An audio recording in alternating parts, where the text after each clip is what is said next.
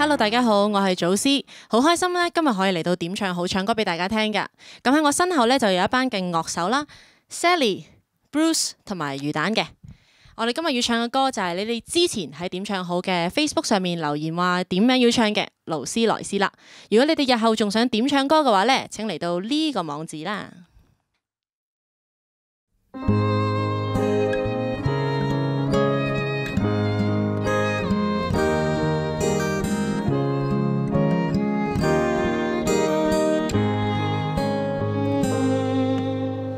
勞斯和萊斯都是花樣男子，勞斯原是歌校隊的優秀種子，萊斯只喜愛讀書，偏偏他倆早見晚見，每日着住同樣純白襯衣，羅曼史開場於相鄰的桌椅，不過二人不敢放肆，能成為密友大概總帶着愛，但做對好兄弟又如此相愛，旁人會說不該，詳情何時會讓這悲劇揭開？暗裏很享受，卻怕趕出來，兩眼即使移開轉開，心裏面也知這是愛。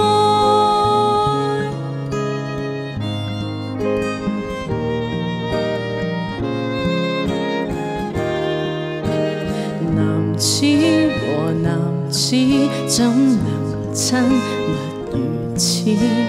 勞斯難面對，卻跟他勾過手指，萊斯偏偏那樣痴。終於一次他駁過去，四目對望，然後除下襯衣，迷惑中的勞斯此時先至知，一向沒當這好手足類似，能成為密友大概總帶着愛，但做對好兄弟又如此相愛，旁人會說不該，純情何時會讓這悲劇揭開？他真的很意外，想起相識以來，一起運輸逛街，正過看海。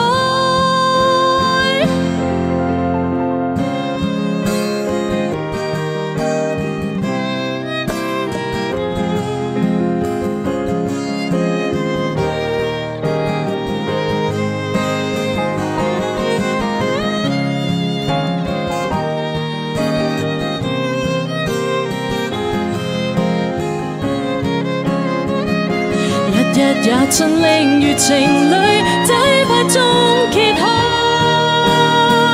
為何還害怕？若覺得這樣愛，尚在計算他又是誰可否愛？旁人哪個接受這種愛？明明絕配，犯眾憎別放開，永遠的忍耐，永遠不出來，世界將依然不變。